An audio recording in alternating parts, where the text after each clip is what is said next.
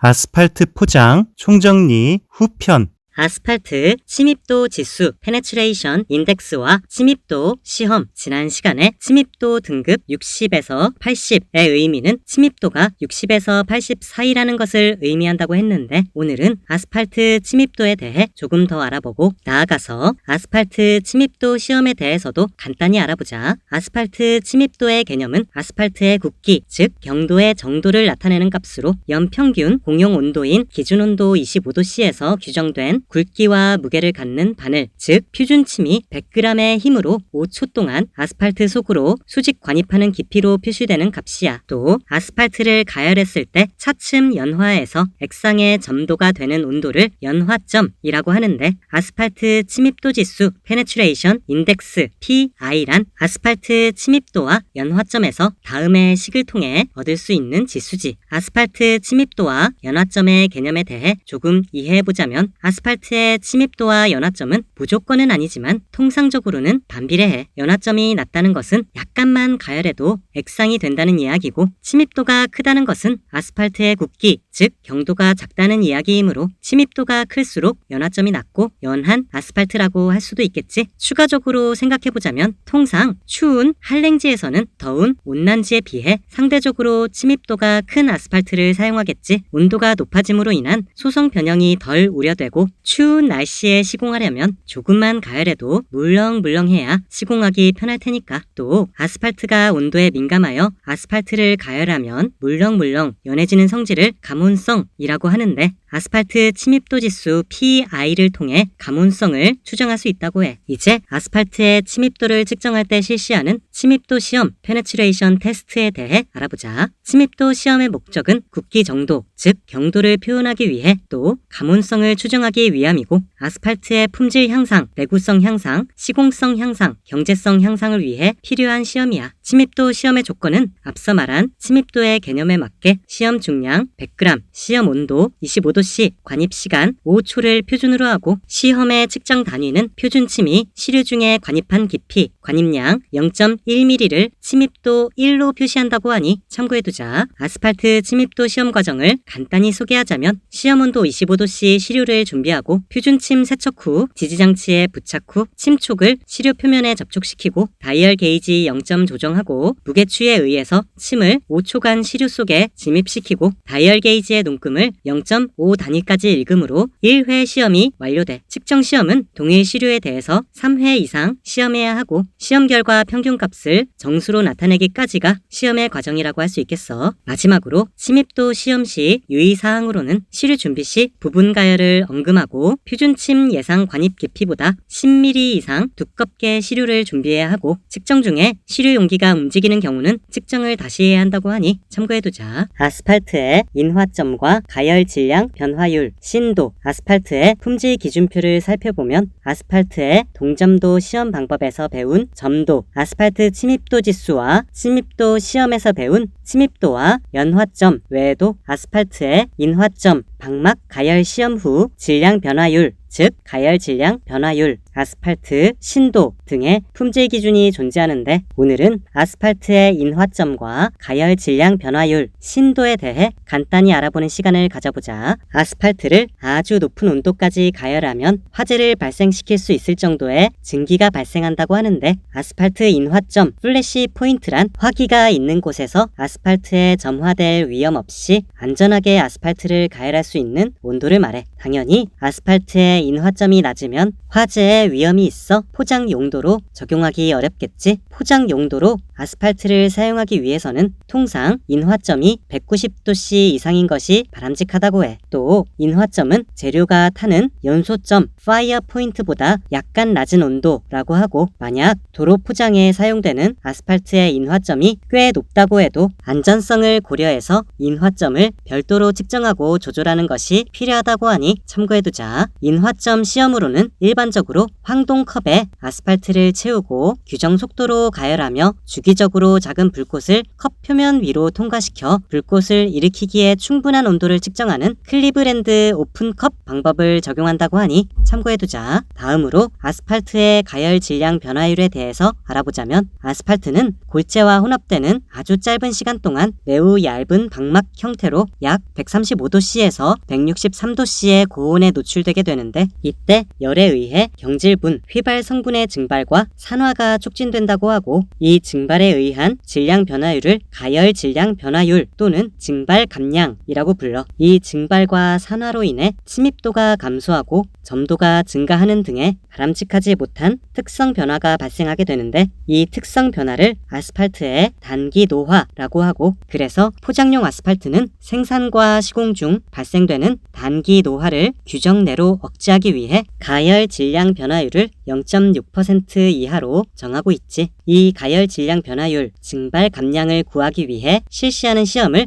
회전 방막 가열 시험이라고 하는데 매분 5에서 6회의 속도로 회전하는 회전반 위에 163도씨 플러스 마이너스 1도씨로 유지된 항온조를 놓고 그 안에서 5시간 동안 시료를 방치하고 가열 전후에 시료 채취 질량의 변화량을 처음의 시료 채취 질량에 대한 백분율로 나타내어 가열 질량 변화율을 구하는 시험이야. 이때 아스팔트 증발 무게 변화율 공식은 다음의 식과 같으니 참고해두자. 다음으로 아스팔트 신도란 아스팔트가 장력에 의해서 길게 늘어나 절단되기까지 늘어나는 최대 길이를 말하는데 아스팔트를 도로 포장에 사용하기 위해서는 어느 정도 신도가 필요하겠지. 신도가 작다면 아스팔트 포장 노면에 균열이 생기기 쉬울 테니 말이야. 아스팔트의 신도는 아스팔트의 품질 중 연성, 접착성, 내마모성과 관계가 있는 성질이고 아스팔트 신도가 높은 아스팔트일수록 도로 포장 후 균열에 강하고 외부 충격에 의한 파임에도 강함을 기억해두자. 아스팔트 신도 측정 시험은 다우 스미스식 신도 시험기라는 기구를 이용하여 아스팔트 표준 시편을 25도씨의 표준 온도로 유지되는 항온 수조에 넣고 시편의 양 끝을 시편이 끊어질 때까지 분당 5cm의 속도로 잡아당겨 늘어난 길이를 센치 단위로 측정하는 시험이야. 시험 실시 시 유의할 사항은 항온 수조 속의 물은 시편이 부유하거나 가라앉는 것을 방지하기 위해 알코올이나 소금을 활용하여 물과 아스팔트의 비중을 같게 해야 하는 것이라고 하니 추가로 참고해두자. 아스팔트 포장의 온도 관리. 아스팔트 혼합물은 온도 변화에 따라 점도가 변화하여 경화되어 버리므로 아스팔트 포장 공사 시에는 아스팔트 혼합물의 기준 온도를 유지하는 것이 품질 관리상 아주 중요하다고 할 수 있겠어. 그래서 오늘은 아스팔트 생산부터 시작하여 운반, 포설, 다짐, 교통 개방에 이르는 전 과정에서 실시해야 하는 아스팔트 포장의 온도 관리에 대해 알아보는 시간을 가져보자. 아스팔트 생산 및 포장 시공 과정에서 온도 관리를 해야 하는 포인트는 아스팔트 생산, 즉 아스팔트 혼합 시 온도, 그리고 출하 시 온도와 운반 후 현장 도착 시 온도, 아스팔트 포설 온도, 아스팔트 다짐 온도, 교통 개방 온도 이렇게 관리를 해야 하는데 먼저 아스팔트 혼합 및 다짐 온도는 아스팔트의 동점도와 시험 방법 시간에 배웠듯 동점도 시험을 통해 도출해야 해. 동점도 170 플러스 마이너스 20 센티 스토크스일 때 혼합용 온도와 동점도 280 플러스 마이너스 30 센티 스토크스일 때 다짐용 온도를 도출해야 하는데 도표나 수식을 통해 동점도에서 목표 온도를 구한다는 것만 알고 있자. 일반적인 아스팔트 혼합 온도는 145도씨에서 160도씨 정도 범위이고 생산 온도가 과도하면 아스팔트의 품질 저하를 촉진하기 때문에 175도씨 이상으로 가열하지 않도록 주의해야 하며 골재는 혼합물의 온도보다 약 5도씨 이상 높도록 가열해야 한다고 해. 또한 아스팔트 출하 및 도착 온도는 160도씨 이상으로 유지하는 것이 바람직한데 아스팔트 운반 시에는 운반 장비에 아스팔트 혼합물의 온도를 완벽하게 보호할 수 있는 보온 시트의 기능이 있는 덮개 장치를 적용해야 하고 아스팔트 운반 장비 배차 간격과 현장 교통 흐름 등을 고려해서 아스팔트 혼합물이 트럭에 적재된 상태에서 대기하는 일이 없도록 해야겠어. 또한 아스팔트 도착 시 온도를 측정하여 표준 포설 온도보다 20도씨 이상 낮을 경우에는 품질 문제가 우려되므로 아스팔트 혼합물을 과감히 폐기해야 해. 이제 동점도 시험을 통해 얻어진 아스팔트 다짐용 온도를 활용해 다짐을 해야 하는데 통상적인 포설 온도는 150도 이상, 1차 다짐 시에는 110도에서 140도, 2차 다짐 시에는 80도에서 110도, 마무리 다짐 시에는 60도에서 60에서 80도 정도 범위이니 참고해두자. 다만 동절기에는 날씨를 고려해서 전체적인 포설 및 다짐 온도를 10도씨 높게 적용해야 해. 다짐 후 교통을 개방할 수 있는 온도는 통상 포장 표면의 온도가 40도씨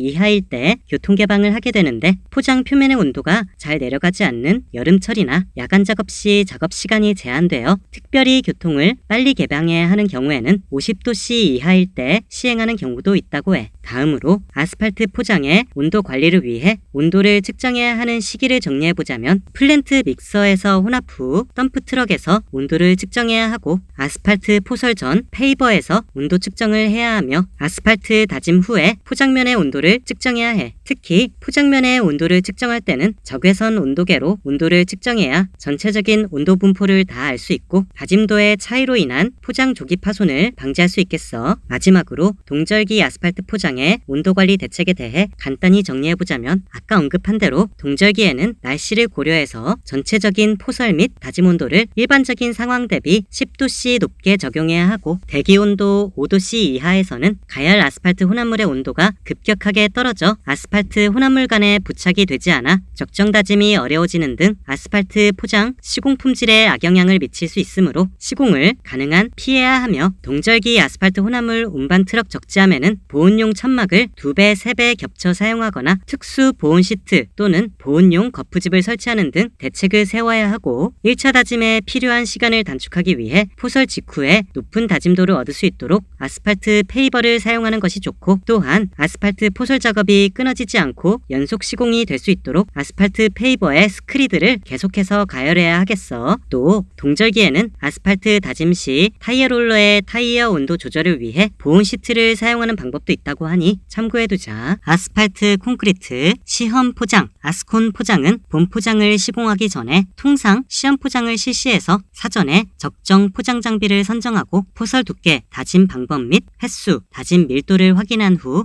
그 결과를 본 포장 시공 시 적용하게 되는데, 오늘은 이 아스팔트 콘크리트 시험 포장에 대해 공부해보는 시간을 가져보자. 먼저 아스팔트 콘크리트 시험 포장의 목적은 최적 아스팔트 함량 등 아스팔트 혼합물의 품질 평가, 플랜트 배합 및 현장 포설 온도 등 검토, 시공 전 표면 처리 방법 결정, 다짐 전 포설 두께 검토, 다짐 방법과 다짐 횟수 변화에 따른 다짐 후 포장 두께와 밀도 변화 분석이 있으니 잘 숙지해두자. 또 별도의 시험 포장 없이 아스팔트 포장 시공이 가능한 경우에 대해서도 알아두면 좋은데, 전 회차 시험 포장 시공일이 90일 이내이고, 아스팔트 플랜트와 아스팔트 혼합물이 같으며 기준 밀도 차이가 플러스 마이너스 0.05g per 세제곱센티미터 범위이고, 포장층별 목표 두께가 같고 시공 장비의 재원도 같아야 해. 이 모든 조건을 만족하면 아스팔트 시험 포장을 생략하고 본 포장을 할 수가 있지. 또 아스팔트 시험 포장을 실시하려면 시험 포장 계획일 기준으로 15일 전에 발주자에게 시험 포장 계획서를 제출하여 승인받아야 하는데, 시험 포장 계획서에는 시험 포장 시행 장소와 시험 포장 구간의 연장 및 종단 경사, 선형 정보, 골재 생산시설 및 아스팔트 플랜트 등 생산시설 점검 결과, 아스팔트 혼합물의 재료, 배합, 생산 및 현장 도착 온도, 운반 및 시공 장비, 시공 온도, 포설 두께, 다짐 횟수와 방법이 포함되어 있어야 해. 이 시험 포장 계획서에 포함되어야 하는 사항에 대해서는 늘 출제될 가능성이 있으므로 잘 기억해둬야 하겠어. 그럼 이제 시험 포장을 실시하기 전에 준비해야 할 사항에 대해 정리해보자면, 시험 포장 전일까지 1회 이상 장비 기사, 보조 작업자 등 시험 포장 실무자에게 교육을 실시해야 하는데, 시험 포장 계획을 설명하고 작업간, 대기 장소, 포설 속도, 다짐 속도 등 작업 교육과 안전 교육을 실시해야 해. 또 시험 포장 전 다짐 장비를 개근해서 중량 적합 여부를 검토하되, 시험 포장에 적용하는 장비는 본 포장에 적용하는 장비와 같아야 하고, 시간당 아스팔트 혼합물 생산량 및 시간당 소요량을 미리 파악하여 운반 장비 대수 등을 결정해야 하며, 시험 포장 시공 전에 시험 포장면에 대해 프라임 코트, 텍 코트 등 표면 처리를 실시해야 하지. 또한 시험 포장에 사용할 아스팔트 혼합물의 최적 아스팔트 함량, 생산 온도, 포설 온도 등을 검토 후 지정하고, 감독자는 시험 포장 시 이에 따라 관리해야 하니 참고해두자. 다음으로 시험 포장 구간 선정 시 유의사항에 대해 정리해보자면, 시험 포장 구간은 종단 경사가 2% 이내인 직선 구간이어야 하는데, 그 이유는 종단 경사가 심하면 하면 다짐 장비의 표준적인 다짐 평가에 어려움이 있어서라고 하고, 또 시험 포장의 연장은 편도 기준 최소 200m 이상으로 해야 하는데 만약 여건상 전체 포장 구간의 연장이 기준보다 짧아야 한다면 옆차로에 나누어서 시공해야 하지. 시험 포장의 구간 적용 방법은 2종 이상의 포설 두께 변화 구간과 3종 이상의 다짐 횟수 변화 구간을 적용해서 총 6에서 9가지 종류의 구간을 두는 것이 일반적이고, 각 시험 포장 구간은 구간당 10m 이상의 연장을 할당하고, 또 각 시험 포장 구간 사이에 시공 장비가 각 시험 포장 구간을 벗어나는 과정에서 인접 시험 구간에 영향을 미치지 않게 하기 위한 조정 구간을 두어야 하는데, 이 조정 구간은 시공 장비의 사이즈에 따라 다를 수 있지만 최소 20m 이상으로 할당해야 한다고 해. 시험 포장 구간 할당에 대한 예시 그림을 보고 이해해 보도록 하자. 또 시험 포장의 포설 폭은 본 포장의 포설 폭과 같아야 하고, 시험 포장 구간의 시점과 종점에는 시험 포장 구간 위치, 시공일 등을 표시한 표지판을 다음과 같이 설치해야 한다는 것도 참고해 보자. 이렇게 시험 포장을 실시한 후에 시험 포장면에서 코어를 채취 후 다짐도를 평가하여 적정 포설 두께와 다짐 횟수를 결정해야 하겠어. 마지막으로 시험 포장 후 15일 이내에 발주처에 시험 포장 결과 보고서를 제출해야 하는데, 시험 포장 결과 보고서에는 시공 장비 재원 및 다짐 장비 종량 확인 결과, 시험 포장 전 교육 내용 및 관련 사진, 아스팔트 혼합물 생산 온도, 포설 온도, 다짐 온도, 페이버 진동 댐퍼 설정값 및 포설 속도, 구간별 포설 두께, 다짐 장비 속도, 다짐 장비별 다짐 횟수 및 다짐 패턴, 시험 포장 시공 관련 사진, 코어의 밀도 및 공급률, 본 포장 시공 계획 및 본 포장 시 포설 두께, 다짐 장비별 다짐 횟수와 결정 근거가 포함되어 있어야 한다고 하니 숙지해두자. 포장의 노상 및 보조기층의 다짐 관리와 다짐 시험 검사 기준, 포장의 구조 및 기능, 시간의 노상은 포장층 아래 두께 약 1m의 거의 균일한 토층으로 포장층의 기초로 포장에 작용하는 모든 하중을 최종적으로 지지하는 층이라 변형 또는 변위를 일으키지 않는 최적의 지지 조건을 제공해야 한다고 했고, 보조기층도 도로공사 시에 마무리 노상면 또는 동상 방지층 상부에 축조되는 층으로 교통 하중을 분산시켜 노상에 안전하게 전달하는 구조적인 기능이 있다고 했지. 즉 포장의 하부 구조인 노상과 보조기층은 차량의 하중을 지지해주는 중요한 포장층이라고 할 수 있는데, 당연히 노상과 보조기층은 적정한 다짐 기준이 존재하고 또 그 다짐 상태를 확인하기 위한 다짐 시험 검사 기준 또한 존재하겠지. 오늘은 이 노상과 보조기층의 다짐 관리 기준과 다짐 시험 검사 기준에 대해 알아보자. 먼저 다짐 관리와 다짐 시험 검사의 방법론적인 부분을 알아보자면, 한국형 포장 설계법에서는 하부 구조의 탄성 계수를 이용하여 도로 포장 설계를 하기 때문에 다짐 관리 기준 역시 기본적으로 설계 시 산정된 노상과 보조기층의 설계 탄성 계수 이상을 구현할 수 있어야 하겠어. 다짐도 평가를 이야기할 때는 다짐 밀도를 기준으로 하지만 다짐 품질 관리 및 시험 기준은 탄성 계수를 기준으로 관리해야 한다는 것을 먼저 알아두자. 다음으로 다짐 관리 기준을 알아보기 전에 보조기층과 노상, 재료의 품질 기준에 대해 알아보자. 결국 다짐 시험 시 다짐 관리 기준에 부합하기 위해서는 재료의 품질 기준을 준수하는 것도 상당히 중요한 부분이니까, 먼저 보조기층 재료의 품질 기준은 유기 불순물, 점토, 실트 등의 유해물이 미포함되어야 하고 액성 한계가 25 이하여야 하며 소성 지수는 6 이하, 마모 감량은 50% 이하, 아스팔트 포장 보조기층의 수정 CBR은 30% 이상, 콘크리트 포장 보조기층의 수정 CBR은 50% 이상, 모래 당량 기준은 25 이상이라고 해. 또 노상 재료의 품질 기준은 초목, 그루터기, 덤불, 쓰레기, 유기질토 등 유해물질이 미포함되어야 하고, 동결된 재료는 흑사키에 사용 불가하며 최대 치수는 100ml 이하, 수정 CBR은 10% 이상, 5ml체 통과율은 25에서 100%, 0.08ml체 통과율은 0에서 25%, 소성지수 기준은 10 이하라고 하니 참고해두자. 그럼 이제 노상의 다짐 관리 기준에 대해 알아보자. 먼저 노상층 시공 시 흑사키 한 층 다짐 완료 후 두께는 20cm 이하여야 해. 만약 한 층 다짐 완료 후 두께가 20cm를 초과하는 경우에는 두 층 이상으로 나누어 다짐해야 하지. 노상 시공 시 재료의 함수비는 최적 함수비의 플러스 마이너스 2% 범위를 유지하는 것이 원칙이고 각 층의 다짐 밀도는 95% 이상이어야 하는데 KDF 2312에 명시된 다짐 방법의 종류 중 C, D, E에 해당하는 방법에 따른 현장 시험의 다짐 밀도가 최대 건조 밀도의 95% 이상이어야 해. 다짐 방법 C, D, E가 구체적으로 어떻게 다짐을 하는 기준인지는 몰라도 되지만 C, D, E 다짐 방법에 따른 다짐 밀도가 최대 건조 밀도의 95% 이상이어야 한다 라고 쓸 수 있도록 해보자. 그리고 다짐도 평가 95% 만족을 확인한 후에는 설계 탄성 계수를 만족하는지 확인을 해야 하는데 평판 제하 시험을 이용하는 방법, 동적 홍관입 시험을 이용하는 방법, 소형 충격 제하 시험을 이용하는 방법이 있어. 평판 제하 시험 방법은 설계 탄성 계수와 지지력 계수의 상관 관계식을 이용, 동적 홍관입 시험은 설계 탄성 계수와 타격 횟수당 관입량의 상관 관계식을 이용, 소형 충격 제하 시험은 설계 탄성 계수와 소형 충격 제하 시험에 의한 탄성 계수의 상관 관계식을 이용하여 각각의 방법으로 설계 탄성 계수를 만족하는지 확인하는 과정으로 세 가지 방법 모두 방법은 다르지만 목적인 설계 탄성 계수를 만족하는지 검증하는 취지라는 것을 이용해보자. 노상의 설계 탄성 계수 만족 여부 확인 방법을 숙지할 때 노상 방뇨, 소, 동으로 평판이 안 좋아졌다 이렇게 외워보는 것도 좋을 것 같아. 다음으로 보조기층의 다짐 관리 기준에 대해 알아볼 건데 흑사키 한 층 다짐 두께가 20cm 이하여야 한다는 거, 한 층 다짐 두께가 20cm 초과하면 두 층 이상으로 나누어 다짐해야 한다는 거, 보조기층 재료의 함수비는 최적 함수비의 플러스 마이너스 2% 범위여야 한다는 거, 각 층의 다짐 밀도는 95% 이상이어야 한다는 거는 노상과 같은데 KDF 2312에 명시된 다짐 방법의 종류 중 E에 따른 현장 시료의 다짐 밀도가 최대 건조 밀도의 95% 이상이어야 한다는 점이 조금 다르고 보조기층의 설계 탄성 계수 만족 여부를 확인할 때는 평판 제하 시험을 이용하는 방법, 소형 충격 제하 시험을 이용하는 방법 두 가지가 활용된다는 점이 다르니 노상 다짐 관리 기준과의 차이점을 숙지해두자. 보조기층의 설계 탄성 계수 만족 확인법을 암기할 때 평, 소, 나는 보조, 개가 이쁘다로 외워보자. 마지막으로 노상과 보조기층의 다짐 검사 기준에 대해 알아보자. 다짐 검사는 다짐 시공 후에 다짐 관리 기준에 부합되었는지 확인하기 위해 수행하고 또 다짐 검사 기준에 부합하지 못하면 다짐을 계속하거나 재료를 치환한 후에 재시공을 해야 하겠지. 다짐 검사 시험도 다짐 관리 기준과 마찬가지로 노상은 평판 제하 시험, 소형 충격 제하 시험, 동적 홍관입 시험 세 가지 중 한 가지 시험법과 다짐도 시험, 보조기층은 평판 제하 시험, 소형 충격 제하 시험 두 가지 중 한 가지 시험법과 다짐도 시험을 실시해야 하는데 다짐 검사 시험의 시험 간격은 다짐도 시험은 2차선 기준 400m당 1회, 광활한 지역은 1000세제곱미터당 1회, 평판 제하 시험은 2차선 기준 200m당 1회, 광활한 지역은 1000세제곱미터당 1회, 소형 충격 제하 시험이나 동적 홍관입 시험은 2차선 기준 400m당 3지점, 광활한 지역은 1000세제곱미터당 3지점으로 같다고 하니 시험 간격 기준도 참고해두자. 다짐 검사 시험 시 유의사항은 모든 시험은 다짐 시공 이후 하루가 지나지 않은 시간 내에 실시해야 하고 다짐도 시험의 급속 함수량 측정 시험, 적외선, 수분계, 방사성, 동위원소를 사용한 측정 장비를 사용할 경우에는 각 시험 방법의 보정값에 대해 감독자 확인을 받아야 하며 방사성 동위원소를 사용한 측정 장비 사용 시 원자력법, 방사선 피복관리 업무 규정에 적합한 인원 및 시설 관련 서류에 대해 감독자 확인을 받아야 한다고 하니 기억해두자. 아스팔트 노화와 노화 방지 방안. 사람의 피부가 노화되면 탄력이 줄어들고 주름지고 하듯이 아스팔트 포장도 시간이 지남에 따라 노화가 진행되는데 오늘은 아스팔트 노화와 노화 방지 방안에 대해 알아보는 시간을 가져보자. 먼저 아스팔트의 노화, 에이지 하드닝의 정의는 아스팔트 포장이 시간이 지나면서 자외선, 외부의 열과 공기, 비 등에 장기간 지속 노출되어 아스팔트 물성이 변화되는 현상이라고 할 수 있겠고 아스팔트의 노화 현상의 메커니즘은 아스팔트 바인더의 노화로 인한 경화 및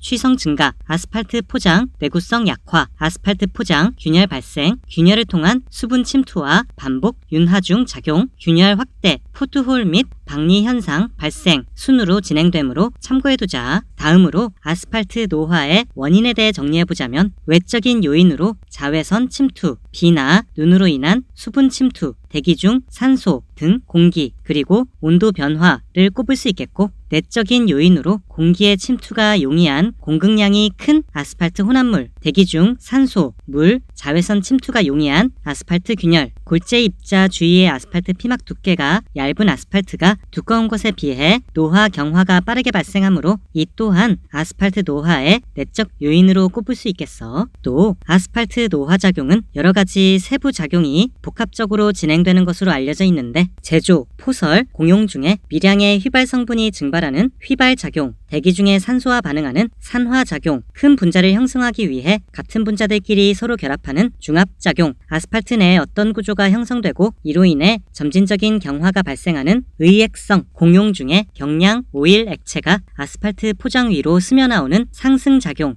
아스팔트로부터 오일, 레진, 아스팔틴 같은 성분이 골재 속으로 선택적으로 흡수되는 분리작용, 이 현상들이 아스팔트 노화작용의 세부작용이라고 하니 참고해두자. 또 아스팔트 노화 상태는 노화가 진행되기 전 단기 노화, 장기 노화 이렇게 세 가지 단계로 구분할 수 있다고 하는데 단기 노화와 장기 노화에 대해 알아보자면 먼저 short term aging, 1차 노화라고도 불리는 단기 노화는 혼합물의 제조와 운반, 시공 중에 진행되는 노화인데 아스팔트가 골재와 혼합되는 매우 짧은 시간 동안 아스팔트는 매우 얇은 방막의 형태로 고온에 노출되기 때문에 산화와 휘발 성분 증발이 촉진되어 침입도가 감소하고 점도가 증가하는 등의 점탄성적 특성이 변화되는 현상을 단기 노화라고 해. 이 단기 노화 현상은 아스팔트 혼합물이 제조될 때, 아스팔트 혼합물이 저장 탱크에 저장될 때, 현장으로 운반될 때, 아스팔트 혼합물 포설 후 다져질 때까지 고온 환경 하에서 연속적으로 발생된다고 하는군. 다음으로 long-term aging, 2차 노화라고도 불리는 장기 노화는 혼합물 포설 및 교통 개방 후에는 아스팔트의 노화 진행 속도가 단기 노화보다 현저히 줄어들기는 하지만 이후에도 계속해서 조금씩 노화 현상이 진행되는 것을 말하는데 대기 중에 산소와 아스팔트 사이에 발생하는 산화 반응, 자외선 침투로 인한 구조적 안정성 저하가 장기 노화의 주요 원인이라고 하는군. 마지막으로 아스팔트 노화 방지 방안에 대해 정리해보자면 작은 균열 등 결함이 확대되어 더 큰 파손이나 내구성 저하를 촉진시키기 전에 예방적 유지보수를 실시하는 방안이 있겠고 자외선을 차단할 수 있는 아스팔트 노화 방지제를 아스팔트 혼합 시 첨가하는 방법이 있는데 여기서 노화 방지제로 효과가 있다고 알려진 재료는 폐타이어를 잘게 갈아서 얻은 고무를 섞으면 효과가 있다고 해. 폐타이어를 재활용하는 방안이므로 환경오염 저감 효과도 있고 도로 수명이 증가하므로 도로 보수 비용을 절감할 수 있는 효과도 있지만 너무 과도하게 첨가할 경우 기계적 손상에 취약해져 활 하중에 파괴될 수 있다고 하니 약